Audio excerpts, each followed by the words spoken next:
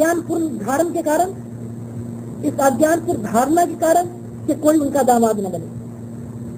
वो अपने बापों के मरने के बाद अपनी सौतेली माओं से विवाह कर लिया करते थे। धर्म के विषय में उन समस्त अज्ञानपूर्ण बातों और गुमराहियों के भागी थे जिनमें उस समय का संसार ग्रस्त था। मूर्ति पूजा, प्रेत पूजा, नक्षत्र पूजा, तात्पर्य यह है कि एक ईश्वर की पूजा के सिवा संसार में जितनी पूजाएं पाई जाती हैं वे सब उनके अंदर प्रचलित थी। प्राचीन नबियों, पैगंबरों और उनकी शिक्षाओं के विषय में कोई यथार्थ ज्ञान उनके पास नहीं था। वो इतना अवश्य जानते थे कि इब्राहिम और इस्माइल उनके बाप हैं, परंतु ये नहीं जानते थे कि इन दोनों बाप बेटे का धर्म क्या था और वो किसकी पूजा करते थे। आद और समूद की कथाएं भी उनके अंदर प्रचलन थी, प्रसिद्ध थी, परंतु उनकी जो कथाएं अरब के इतिहासकारों ने लिखी हैं उनको पढ़ जाइए, कहीं आपको सालेह अलैहिस्सलाम और हूद अलैहिस्सलाम की शिक्षाओं की चिन्ह नहीं मिलेगी। उनको यहूदी और ईसाइयों के माध्यम से इस्राएली रवायात, इस्राएली कहानियां पहुंची थी, परंतु वो जैसी कुछ थी उनका अनुमान करने के लिए केवल एक निगाह उन इस्राएली परंपरागत कथाओं पर डाल लीजिए तो मालूम हो जाएगा कि किस तरह की कहानियां उनके अंदर फैली हुई। ऐसे समय में और ऐसे देश में एक व्यक्ति जन्म लेता है। बचपन ही में माता पिता और दादा का साया उसके सर पे किया था। इसलिए इस गई गुजरी अवस्था में एक अरब बच्चे को जो थोड़ी बहुत शिक्षा विक्षा मिल सकती थी वो भी उन्हें नहीं मिली। होश संभाला तो मरुस्थलवासी लड़कों के साथ बकरियां चराने लग गए। जवान हुए तो सौदागरी में लग गए। उठना बैठना मिलना जुलना सब कुछ उन्हीं अरबों के साथ है जिनका हाल अभी आपने सुना। शिक्षा का नाम तक नहीं, यहाँ तक कि पढ़ना लिखना तक नहीं आता।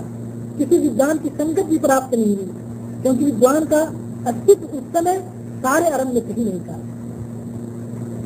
उसे अरब से बाहर कदम निकालने के कुछ अवसर अवश्य प्राप्त हुए, परंतु यह यात्रा केवल सीरिया प्रदेश तक थी और यह यात्रा वैसी ही व्यापारिक यात्रा थी जैसे उस समय अरब के व्यापारिक काफले किया करते थे। मान लीजिए कि यदि उन यात्राओं के बीच में उसने विद्या और सभ्यता के कुछ चिन्हों का निरीक्षण किया और कुछ विद्वानों से मिलने का अवसर भी प्राप्त हुआ तो स्पष्ट है कि ऐसे यत्र निरीक्षण और ऐसी सामयिक मुलाकातों से किसी मनुष्य के चरित्र का निर्माण नहीं हो जाता। इनका प्रभाव किसी व्यक्ति पर इतना प्रबल नहीं हो सकता कि वह अपने वातावरण से स्वतंत्र, सर्वसाधारण और इतना उच्च हो जाए कि उसमें और उसके वातावरण में कोई संपर्क ही न रहे।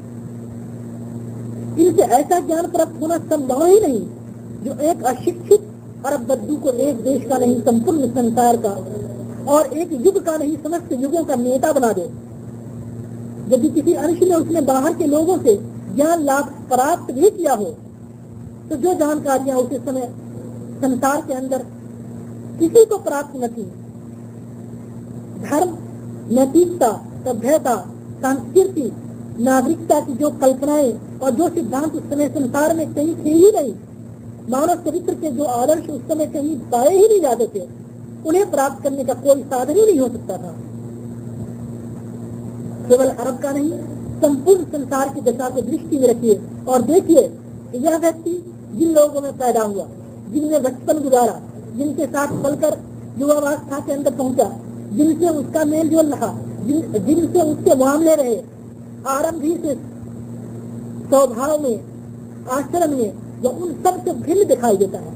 वो कभी आरंभ ही से स्वभाव में, आचरण में वो उन सब से भिन्न दिखाई देता है। वो कभी झूठ नहीं बोला। उसकी सच्चाई पर उसकी जाति के सभी लोग गवाही देते थे। उसके किसी बुरे से बुरी शत्रु ने भी कभी उसके ऊपर यह दोष नहीं लगाया कि वह अमुक अवसर पर झूठ बोला था, वह किसी के साथ दुर्व्यवस्था किया था, गलत व्यवहार किया, किसी ने उसके मुंह से गाली या कोई गंदी बात नहीं सुनी।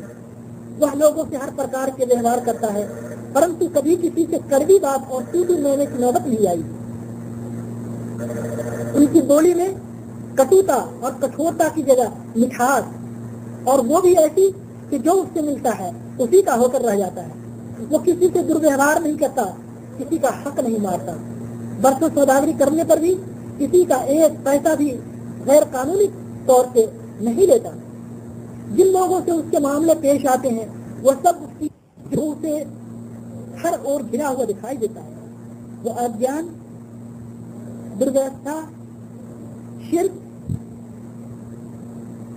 बहुदेववाद के उस भयानक समुद्र से निकल जाना चाहता है जो उसे घिरे हुए हैं। उस वातावरण में कोई चीज भी उसको अपनी प्रकृति के अनुकूल दिखाई नहीं पड़ती। वह सबसे अलग थलग होकर आबादी से दूर पहाड़ों की संगति में जा जाकर बैठने लगता है। एकांत और शांतिपूर्ण वातावरण में कई दिन व्यतीत करने लगता है। रोज रखकर वो अपनी आत्मा और अपने मन, अपनी मस्तिष्क को और अधिक पवित्र और स्वच्छ करता है। सोचता है, विचार करता है, कोई ऐसा प्रकाश ढूंढता है जिससे वो इस चारों ओर फैली हुई अंधकार को दूर कर सके। ऐसी शक्ति प्राप्त करना चाहता है जिससे इस बिगड़ी हुई दुनिया को तोड़ फोड़ कर रख दे और उसको फिर से संवार दे। अचानक इस स्थिति में एक महान परिवर्तन होता है। सहसा उसके हृदय में वो प्रकाश आ जाता है जो पहले से उसके अंदर नहीं था। अचानक उसके भीतर वो भक्ति भर जाती है जिससे वो इस समय तक वाकिफ नहीं था। वो गुफा के एकांत से निकल आता है, अपनी जाति वालों के पास आता है, उनसे कहता है कि ये मूर्तियां जिनके आगे तुम झुकते हो, ये सब बेकार चीजें इन्हें छोड़ दो। कोई मनुष्य, कोई दरख्त, कोई पत्थर, कोई आत्मा और कोई नक्षत्र इस योग्य नहीं है कि तुम उसके आगे अपना सर झुकाओ और उसकी बंदगी और पूजा करो, उसकी आज्ञा पालन और उसके आदेशों का अनुवर्तन करो। ये जमीन, ये चांद, ये सूर्य, ये नक्षत्र और ये जमीन और आसमान की सारी चीजें एक ईश्वर की बनाई हुई है। वही तुम्हारा और इन सब का पैदा करने वाला है, वही रोजी देने वाला है, वही मारने और जिलाने वाला है, वही तुम्हारी मुसीबतों में काम आने वाला है। सबको छोड़कर उसी की बंदगी करो, सबको छोड़कर उसी का हुक्म मानो और उसी के आगे अपना सर झुकाओ। ये चोरी, ये लूटमार, ये हत्या, ये रक्तपात, ये अन्याय और अत्याचार, ये कुकर्म जो तुम करते हो सब पाप है, इन्हें छोड़ दो। ईश्वर को ये प्रिय नहीं है। सच बोलो, न्याय करो, न किसी की जान लो, न किसी का माल छीनो, जो कुछ लो हक के साथ लो, जो कुछ दो हक के साथ दो। तुम सब मनुष्य हो, मनुष्य और मनुष्य सब बराबर हैं, न कोई नीच है न कोई ऊंच।